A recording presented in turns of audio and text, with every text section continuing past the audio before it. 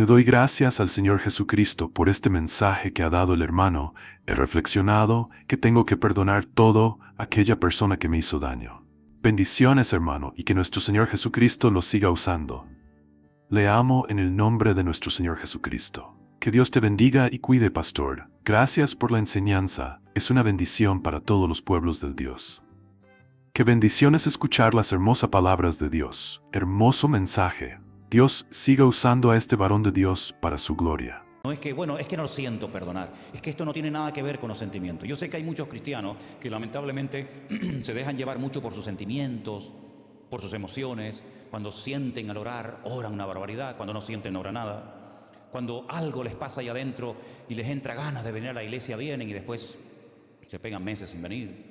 Ahora tengo unas ganas tremendas de servir al Señor, mañana ninguna, ahora leo la Biblia, pasado la dejo. Es que la vida cristiana tú no la puedes basar en tus emociones, porque son cambiantes. Los sentimientos son pasajeros, son como la arena del mar, que sopla el viento y hoy está aquí, mañana está allá. La vida cristiana se vive en obediencia constante y permanente a Dios, a su palabra. Sienta o no sienta. ¿Cuántas veces he tenido que predicar con dolor de cabeza? Y mi carne me dice, quédate en casa, dile a Anderson o a cualquier hermano que comparta la palabra, porque hoy te duele un montón la cabeza. Y te pones a predicar y se te va el dolor de cabeza y después te pregunta a tu mujer o a alguien que sabía que te dolía la cabeza, oye, ¿cómo va la cabeza? Y, ay, mira, ni me acuerdo, ni me acuerdo. La vida cristiana no son emociones, no son sentimientos, ¿sabes? No son visiones, ni revelaciones, ni ángeles que suben y ángeles que bajan. Es una vida de fe, es una vida de obediencia. No es fácil ser cristiano. Un buen cristiano, quiero decir. Cristianos del montón, hay todos los que quieras. Pero un cristiano maduro, firme, estable, equilibrado, cuesta y lleva años. Y yo animo a todos y a cada uno de ustedes a que luchen, a que se esfuercen cada día por servir a Dios, por crecer internamente y también externamente, ¿verdad?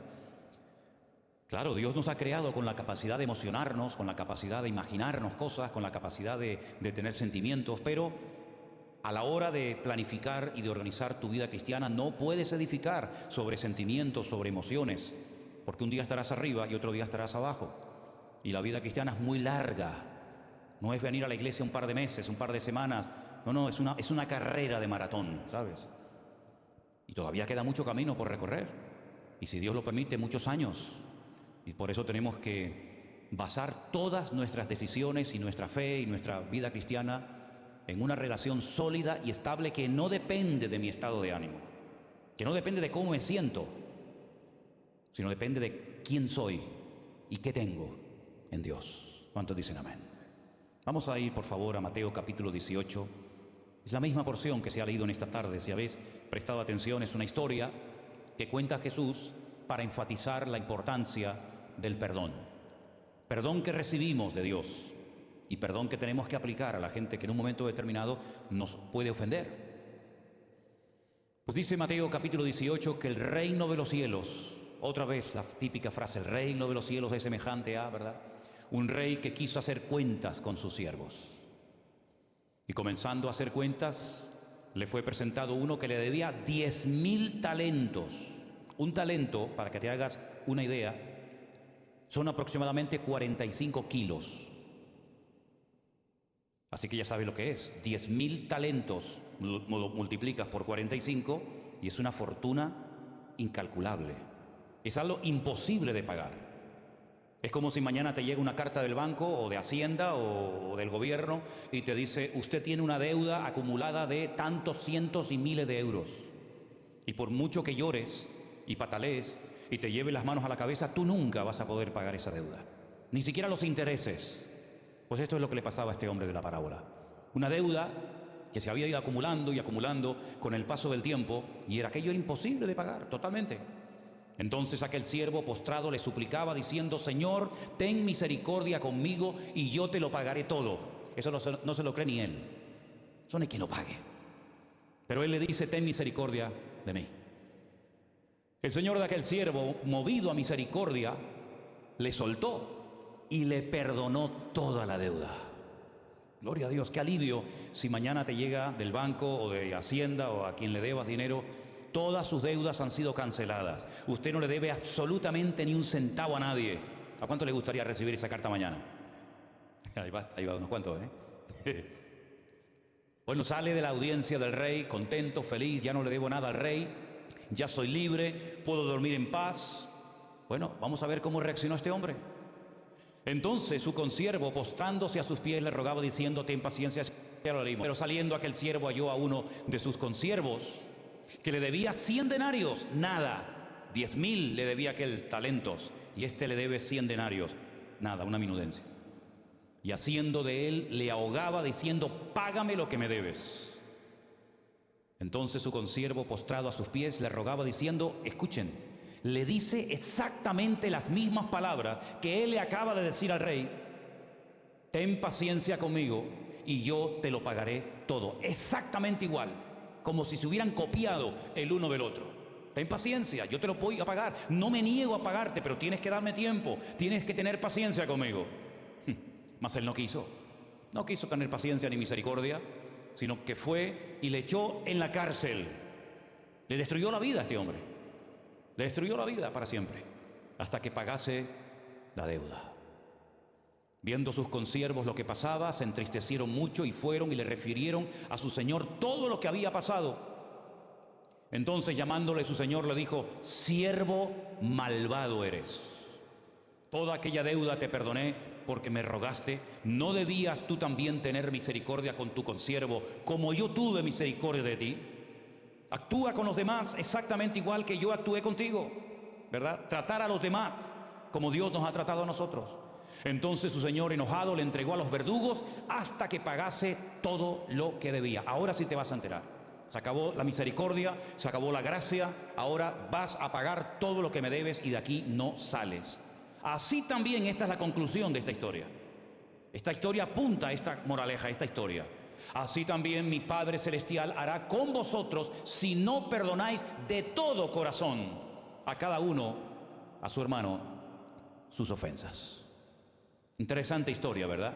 La hemos leído hoy 2 veces para recalcar la importancia de no tener problemas a la hora de pedir perdón o a la hora de perdonar a alguien. Y repito, esto es algo que tarde o temprano, si no es hoy, será mañana, y si no, más adelante, tarde o temprano, todos y cada uno de nosotros tendremos que perdonar a alguien, o tendremos que pedirle perdón a alguien. Y este mensaje, atesóralo, guárdalo en tu corazón, porque cuando llegue el momento, tienes que ponerlo en práctica. Porque este no es un mensaje para hacerles reír. Este no es un mensaje que he preparado y estoy dándole a ustedes esta tarde porque no tengo otra cosa que hacer en la vida que venir aquí a entretenerle a usted. Este es un mensaje que viene de parte de Dios y tiene una base y un fundamento bíblico.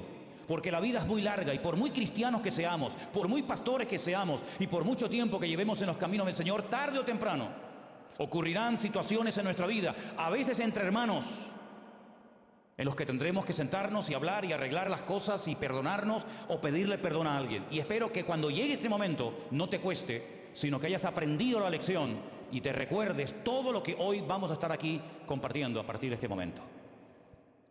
La palabra perdonar, si os dais cuenta, al principio tiene un prefijo, per.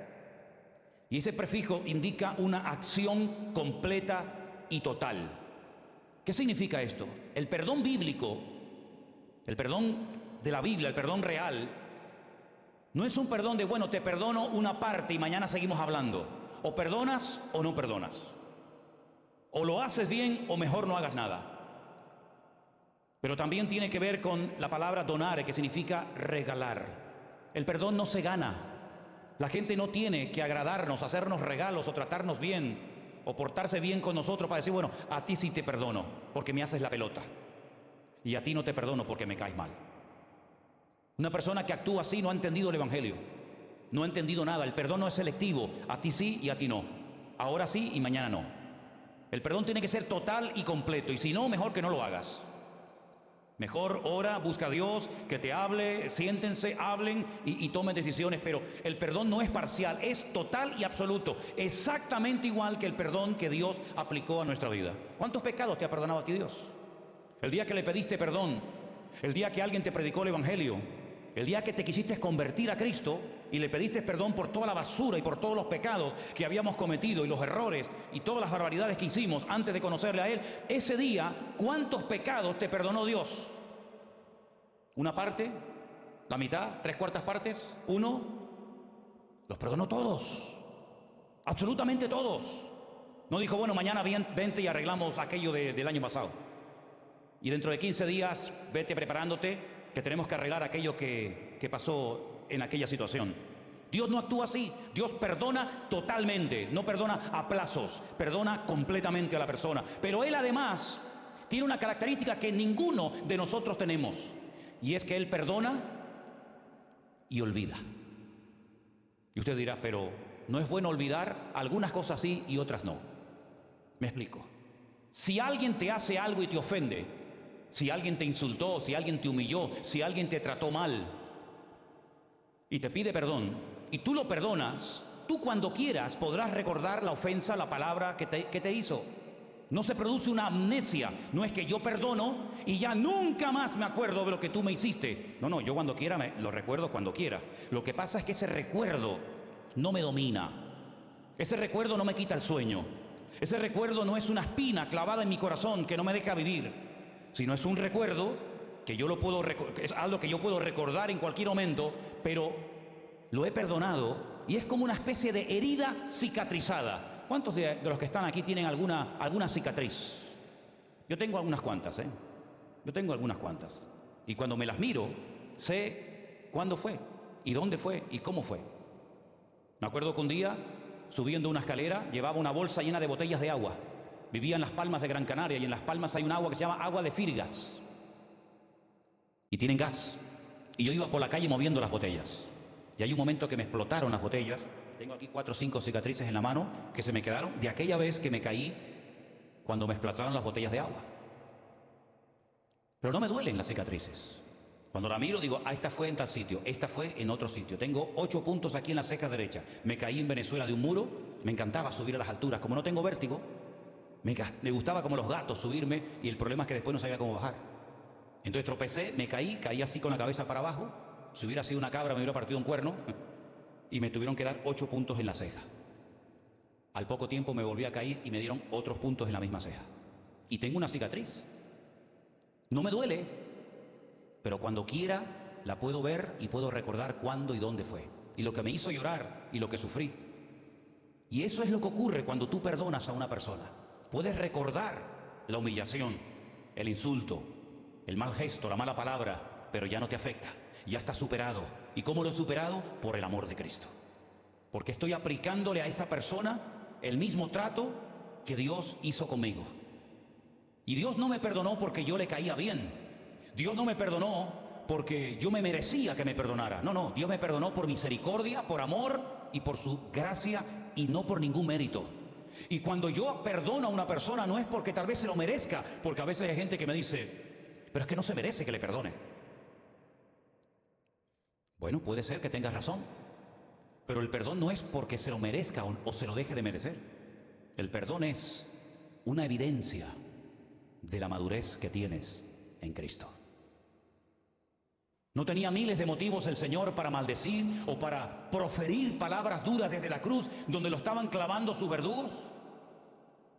Yo a veces cuando veo algunas cruces, de verdad que no sé si echarme a reír o a llorar, porque las adornan, las ponen tan bonitas, y la cruz era un lugar de tragedia, de dolor, de humillación, de vergüenza, de tortura.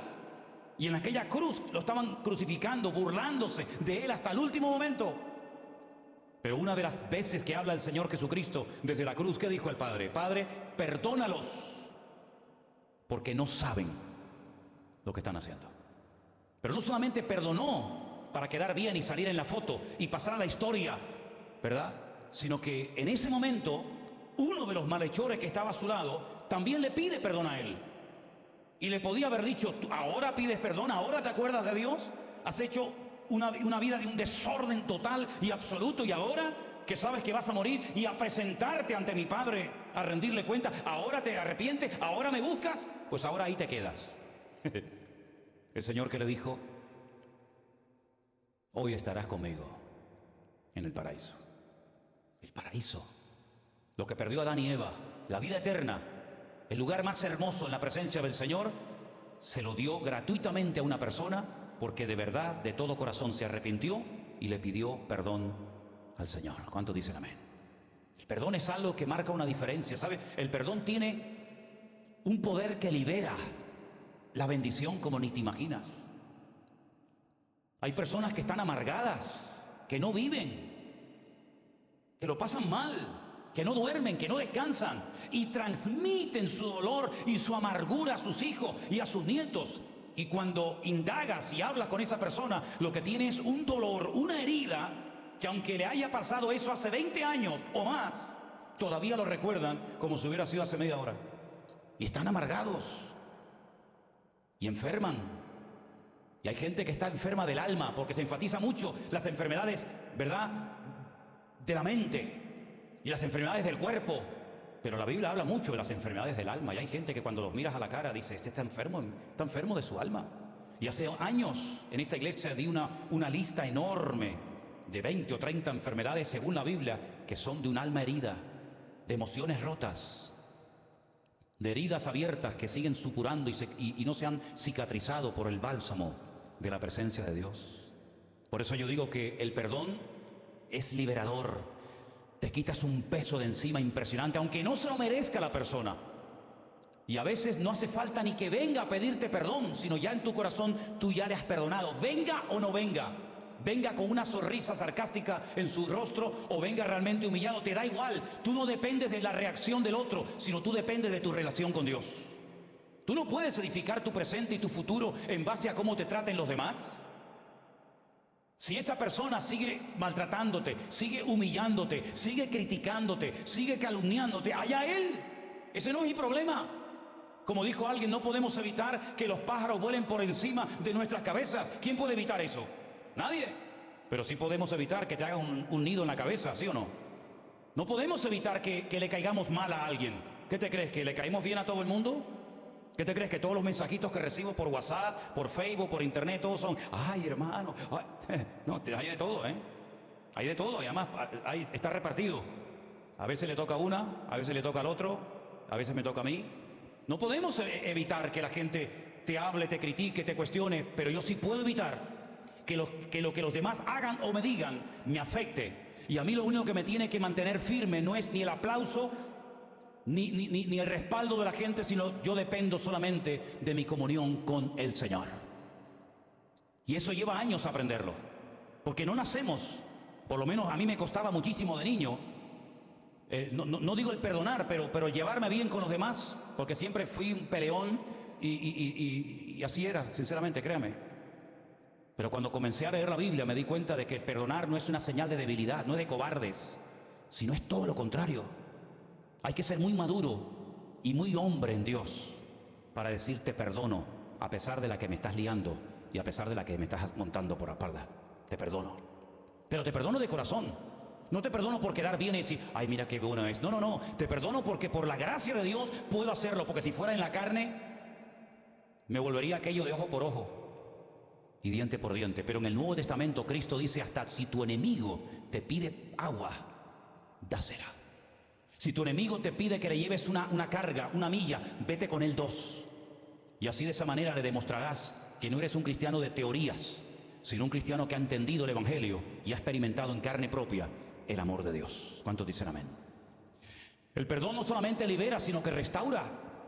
Hay gente en la Biblia que necesitaban ser restaurados. Y el perdón restaura muchas cosas. Restaura matrimonios, restaura relaciones rotas de amigos, entre hermanos. Miren por ejemplo a Pedro, un hombre que caminó por encima de las aguas, el único en la historia. Nunca ningún hombre, cuenta la Biblia, que caminara por encima de las aguas. Pedro sí. Pedro tuvo experiencias que jamás en la vida tendremos nosotros. Por ejemplo, una de ellas, cuando estaba en un monte, la tradición dice que era el monte Nebo, donde dice que de repente mientras el Señor Jesucristo oraba, él vio a Moisés y a Elías allí en el monte. Él los vio.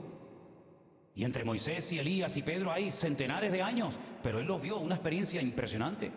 Él fue el único hombre que recibió una palabra de alabanza en público por parte del maestro. Bienaventurado eres, Simón, hijo de Jonás, porque esta declaración que acaba de hacer no te la reveló tu papá, tu mamá, la aprendiste en la escuela, en la sinagoga, sino mi Padre que está en los cielos te ha revelado quién soy yo realmente, mi identidad, mi esencia. Tú la has captado, no porque la aprendiste en la escuela, sino porque mi Padre te la ha puesto en tu corazón. Imagínate.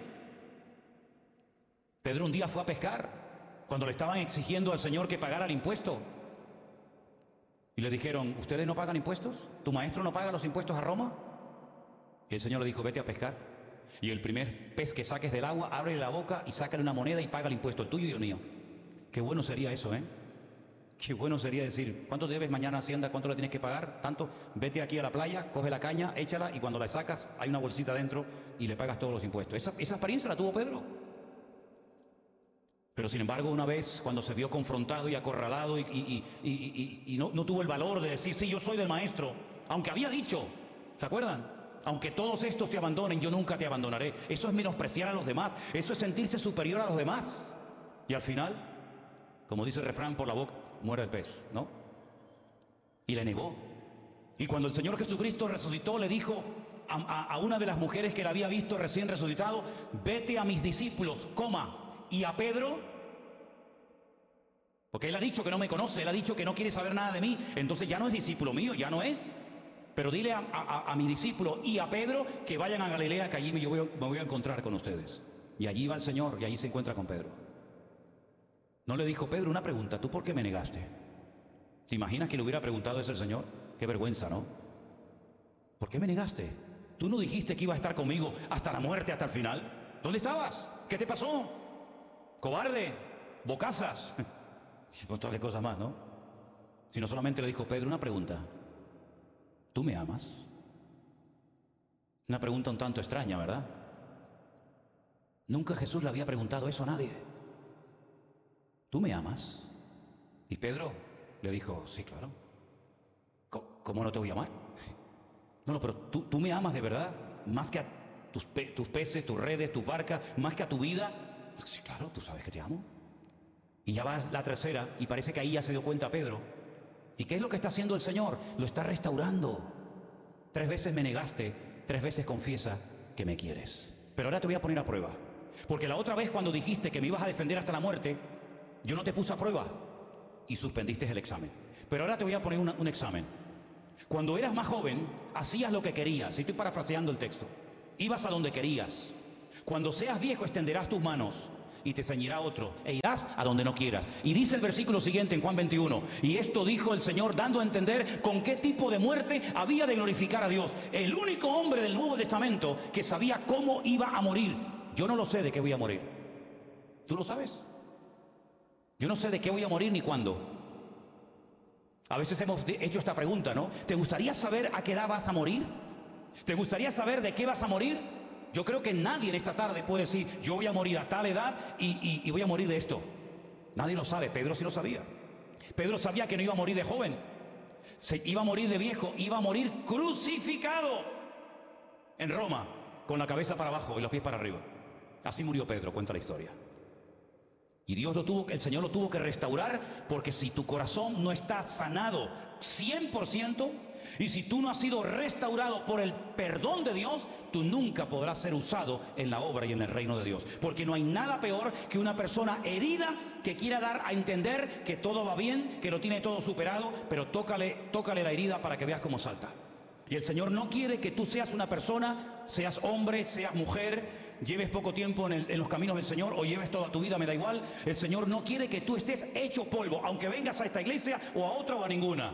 El Señor quiere sanar tu corazón en el día de hoy.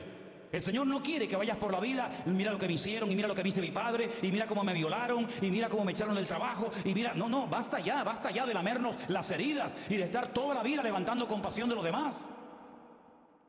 El Señor te entiende y sabe y conoce tu corazón roto y dolorido. Y Él es el único, escúchalo bien, el único que puede arreglarlo y ponerlo en orden. Porque el poder de Dios te libera y el poder de Dios te restaura el corazón. ¿Cuántos dicen amén? Hay muchísimos ejemplos en la Biblia. Yo empecé a buscar ejemplos en la Biblia de personas que tuvieron que ser perdonadas o tuvieron que aplicar el perdón y me quedé sorprendido. Yo dije, Señor, si empiezo a hablar de todo esto, el mensaje va a durar 5 horas. Y yo estoy seguro que ustedes no van a tener 5 horas para estar aquí escuchando un mensaje. Entonces lo tengo que resumir. Entonces cuando yo vea que empiecen a levantarse y a marcharse de uno en uno, de dos en dos, en tres en cuatro, ya me daré cuenta de que ya están cansados y tengo que cortar. ¿Ustedes se acuerdan de un joven llamado José? Las cosas que ocurren en la adolescencia, en la infancia, en la juventud, no se olvidan nunca. Y el dolor más grande que experimentó José, lo experimentó no de grande, no de viejo, sino de muchacho, de joven. Y no es que vinieron personas malas, no es que vino un ejército, invadió el país y lo hirió y se lo llevó como esclavo. No. Su propia familia lo traicionó. Yo no sé si aquí hay alguien que pueda decir, pues a mí me traicionaron mis hermanos, mi familia, mi padre, mi madre, mi primo, mi cuñado, quien sea, me da igual. Los peores enemigos de José no eran los de afuera, eran los de casa. Sus hermanos le tenían envidia. Claro, es que mucha gente cuando tiene envidia y celos se convierte en gente peligrosa. Como he dicho en uno de los devocionales de esta semana pasada. Como Saúl, ¿verdad? La envidia, no lo podían soportar, no podían verlo. Se ponían incómodos, se ponían inquietos porque veían que Dios estaba con él. Y además su padre, para diferenciarlo del resto de los hermanos, le puso una túnica, una ropa de colores. Fíjate tú. Que eso das el cante en cualquier lugar donde vayas. Y decía, ahí viene el soñador con otro sueñecito más. Y no se le ocurrió otra cosa a José que decir, yo he visto un sueño donde vi un día al sol, a la luna y a las estrellas que se postraban delante de mí. Y hasta el padre se enoja con él y le dice, pero hijo, ¿qué estás diciendo?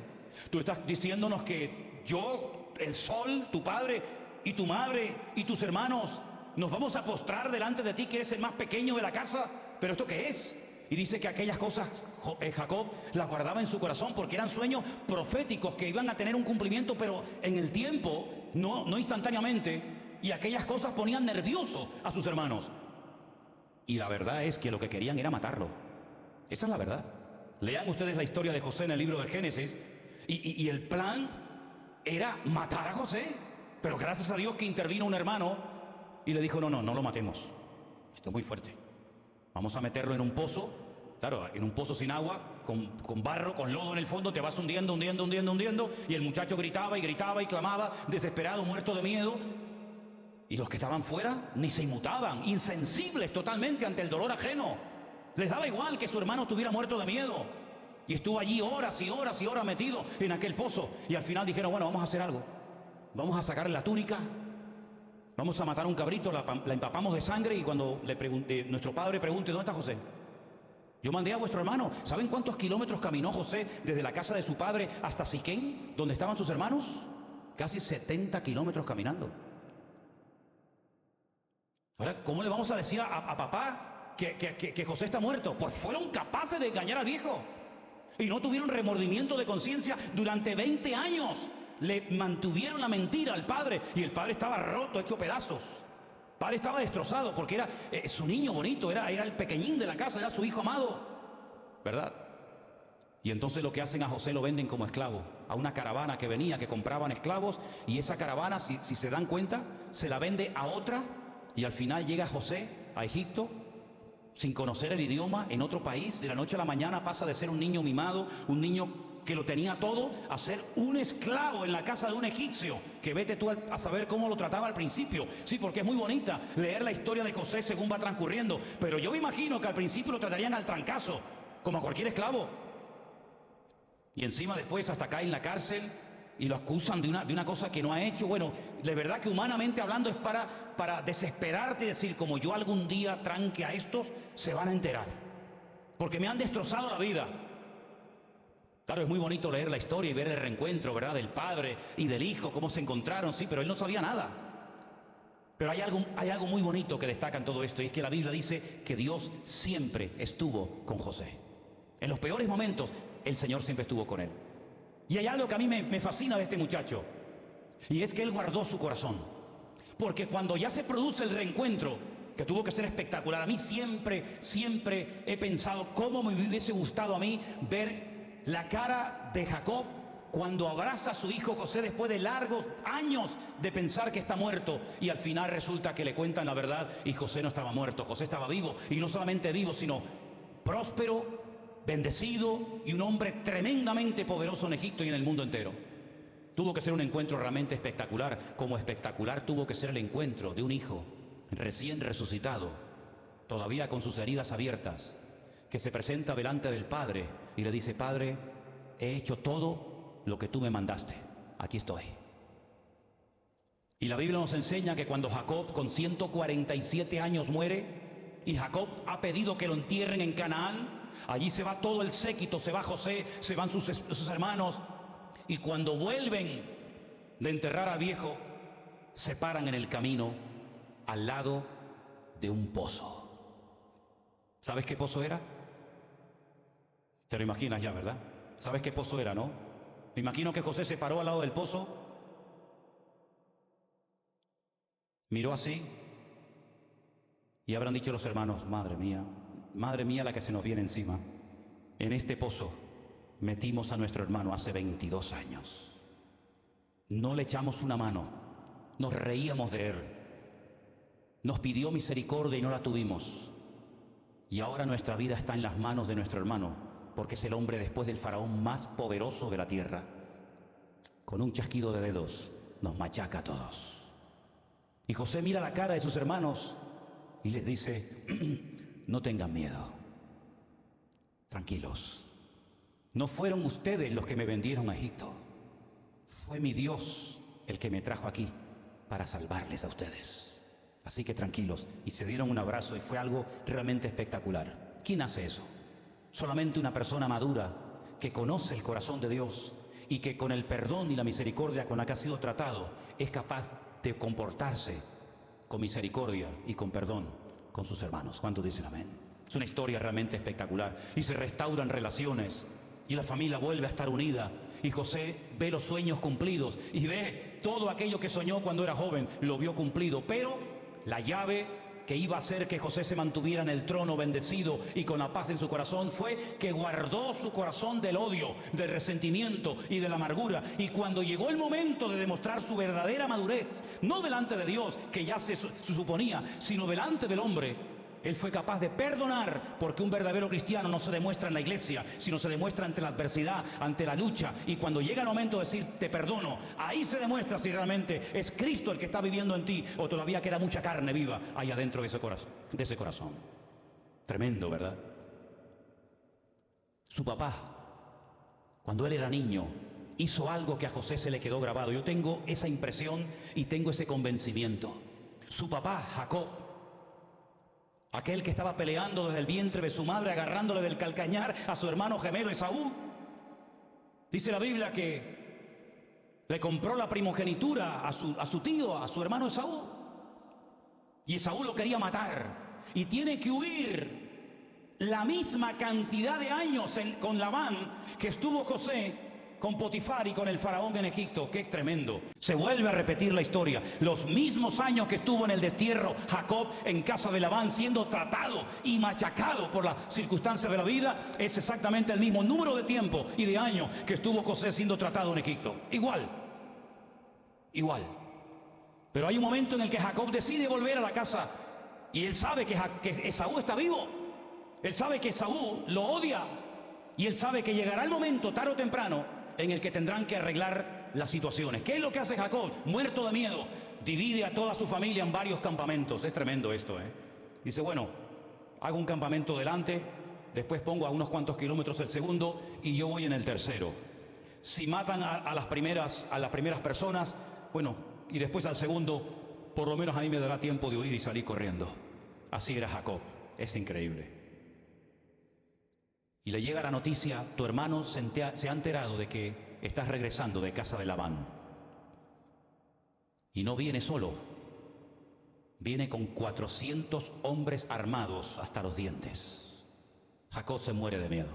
Jacob dice: voy a tirar por tierra en media hora lo que me ha costado 20 años conseguir. Mis hijos, mis esposas, mi ganado, mis animales, mi patrimonio.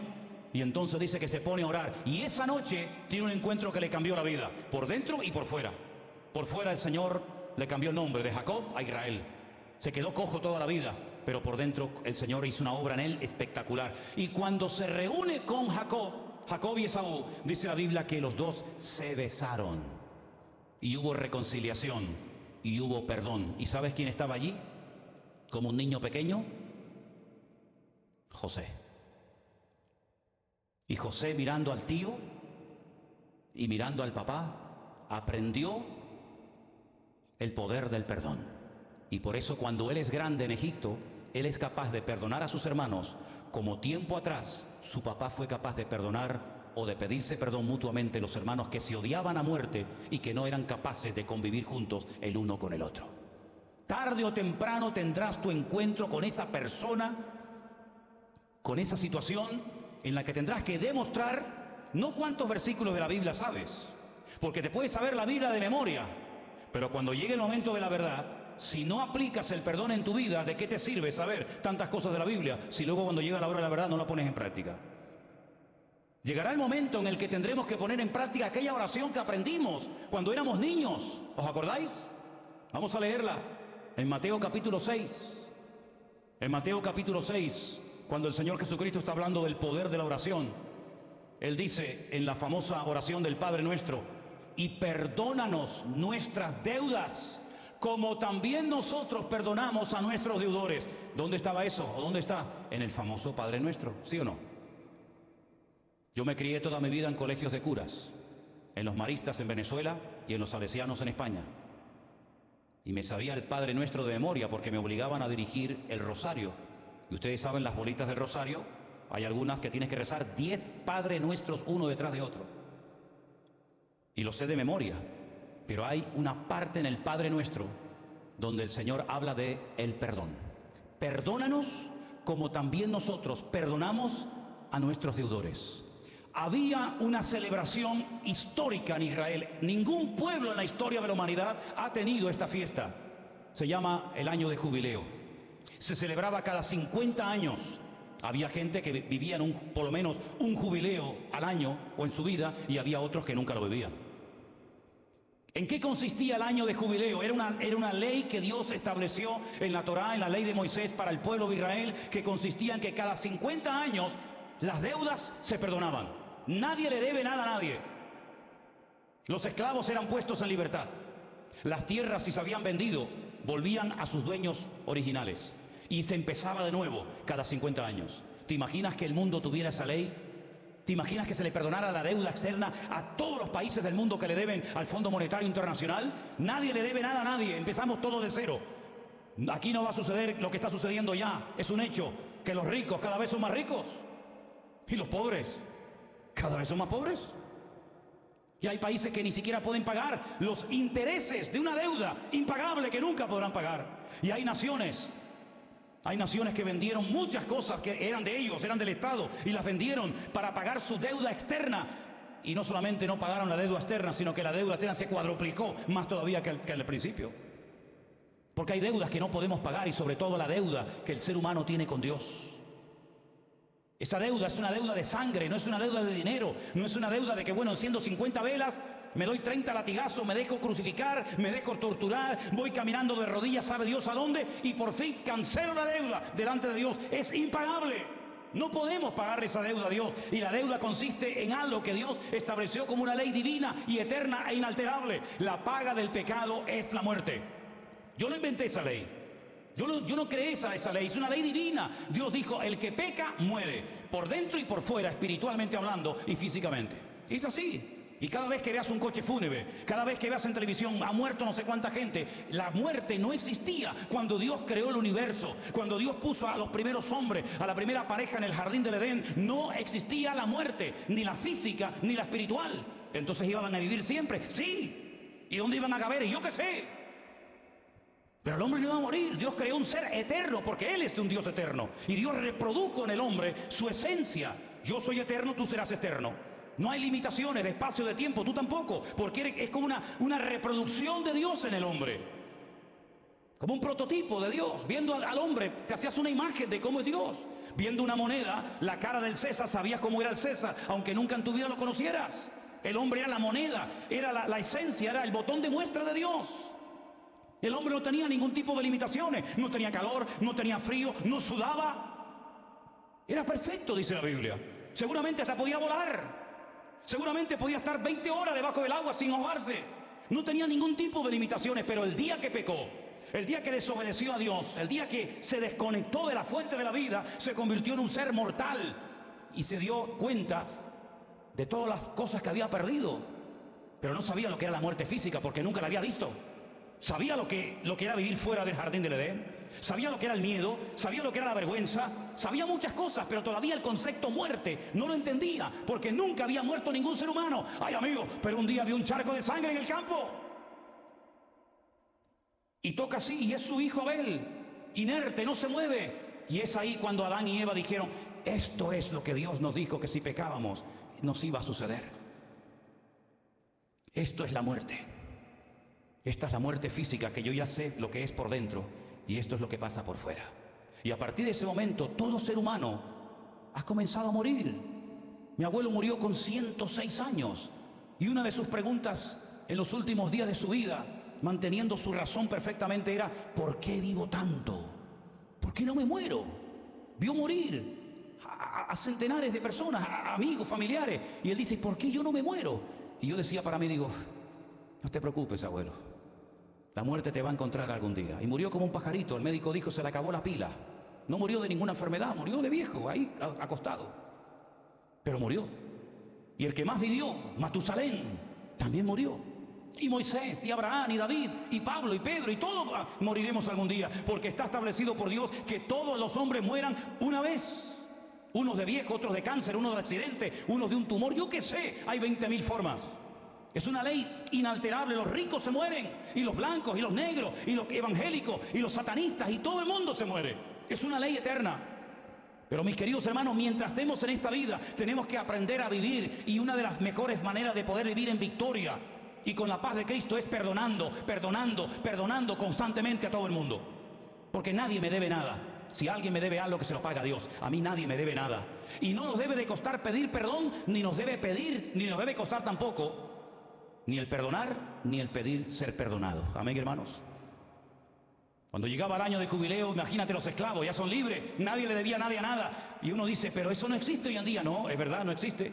Nadie le quiere perdonar las deudas a nadie. Pero para eso vino el Hijo de Dios a este mundo, para pagarle a Dios la deuda que la raza humana nunca le iba a poder pagar, porque era una deuda de sangre. Alguien tenía que ocupar el lugar del pecador. Un pecador, morir por otro pecador no tiene sentido, es una incoherencia.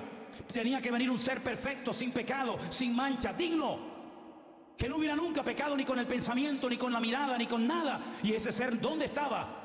Es el león de la tribu de Judá, la raíz de David, el verbo hecho carne, el alfa y omega, el príncipe de paz. Vino a este mundo a morir por nosotros, y él fue el único que pudo pagar la deuda impagable delante de Dios, con su vida y con su sangre.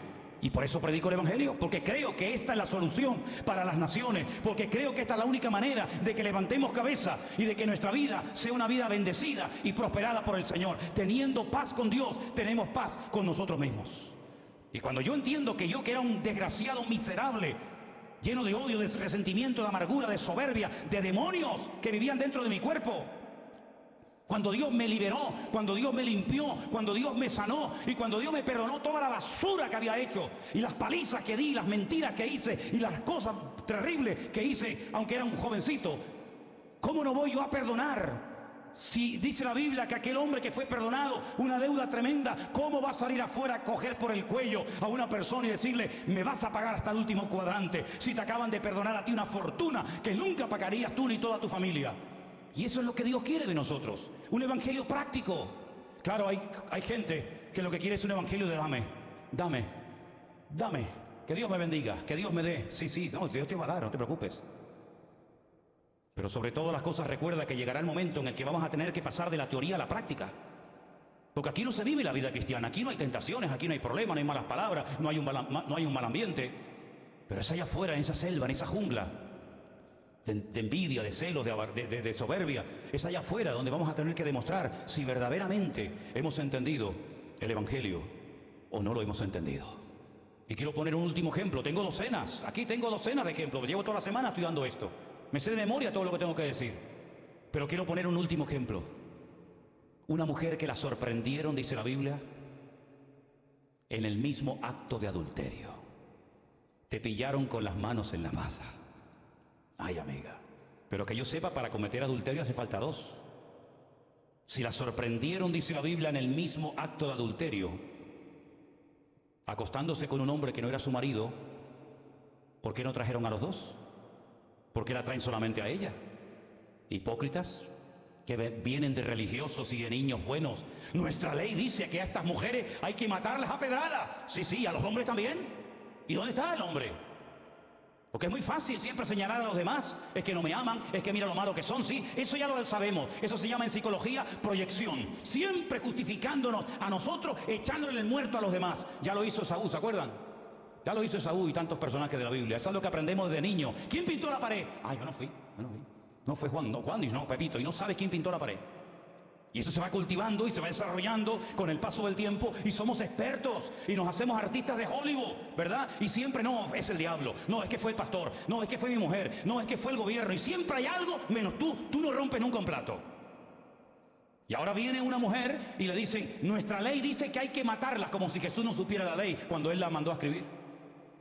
Y Jesús dijo, vale, muy bien, veo que la ley, la letra, la saben, vamos, de memoria, pero vamos a hacer algo.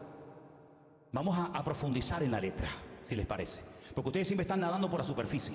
La ley dice esto, sí, pero vamos a ir al espíritu de la letra. Que eso no lo saben hacer, yo se los voy a enseñar. Detrás de esta ley hay un principio fundamental. La ley es tan exigente porque la ley de Dios es perfecta. Y para poder cumplirla uno tiene que estar en perfección. Si tú no eres perfecto ni se te ocurra vivir bajo la ley, porque vas a hacer el ridículo, como muchos lo están haciendo ya. Querer someterte a los designios y a las exigencias de la ley es querer decirle a Dios, yo puedo cumplir con una palabra perfecta que nadie ha podido cumplir. Así que vamos a profundizar en el espíritu de la letra. El que de vosotros esté sin pecado, porque para matar a una persona no veas cómo tienes que estar tú. El que esté de vosotros sin pecado sea el primero en arrojar la primera piedra contra ella. Y dice el Señor que el Señor se agachó y comenzó a escribir con su dedo en la tierra. Y dice en el Antiguo Testamento que todos los blasfemos y todos los pecadores y todos los que se apartan de los caminos del Señor, sus nombres serán escritos en la tierra. ¿Sabías eso? El nombre de los hijos de Dios está escrito en el libro de la vida. Y su palabra fue escrita en piedras para que el viento y la erosión del tiempo no la cambie. Pero el nombre de los pecadores sería escrito en tierra, como diciendo, después de ello no queda nada. Y el Señor comenzó a escribir en tierra. Vete tú a saber los nombres que estaba escribiendo en tierra. Y comenzaron todos a mirar y decían, uy, ¿ese soy yo? Y el otro, mira, tú no eres Simón, mira, Simón. ¿Y tú cómo te llamas? Yo, Zacarías, mira. Escribió Zacarías. Y dice que desde el más grande hasta el más pequeño, tiraban la piedra al suelo, daban media vuelta y decían, uf, me descubrieron. Tú que estás acusando a esta, ¿sabes tú si tú fuiste el primero en acostarte con ella? ¿Sabe Dios si lo que quieres es que la matemos para que no cante y se chiva a tu mujer de que te has acostado con ella? Porque como dice el refrán, muerto el perro se acaba la rabia, ¿no? Como David dijo, matemos al marido y así nadie se entera de lo que he hecho. Ya. No se enteran aquí, pero allí se han enterado de todo. Cuando ya no hay nadie, le dice el Señor, levántate, vete y no peques más. Y el Señor la perdonó. Pero el requisito que le pidió solamente el Señor a esta mujer es que vete y no vuelvas a pecar otra vez. Como también se lo dijo al paralítico de Betesda, vete, no peques más para que no te venga una cosa peor encima. Porque el único pecado que Dios no perdona, ¿sabéis cuál es? Se ha dicho tanto sobre esto y tantos libros y tanta teología. Yo les voy a decir claramente cuál es el único pecado que Dios no perdona. El único pecado que Dios no perdona es el que no se le pide perdón a Dios. Dios no perdona al que no quiere ser perdonado. Dios no perdona al que no quiere arrepentirse. Ese es el único pecado que Dios no perdona. Al que está endurecido, arrogante, soberbio, entronizado en su ego y no quiere pedir perdón, a ese no se le perdonan sus pecados. Pero al quebrantado y humilde de corazón, como esa canción hermosa que se ha cantado esta tarde, a ese Dios lo bendice, lo restaura, lo cambia, lo transforma. Porque la palabra quebrantado, ¿sabe de dónde viene? Cuando se iba a una cantera y se sacaba un bloque de piedra y se le daba forma cuadrada, rectangular o de cualquier otra forma para hacer un edificio, una casa, una sinagoga o lo que fuera. Ese proceso de corte, ese proceso de diseñar esa piedra se le llamaba quebrantamiento. Y eso es lo que Dios quiere hacer en nuestra vida, quebrantar nuestro corazón, para que cuando el Señor te diga,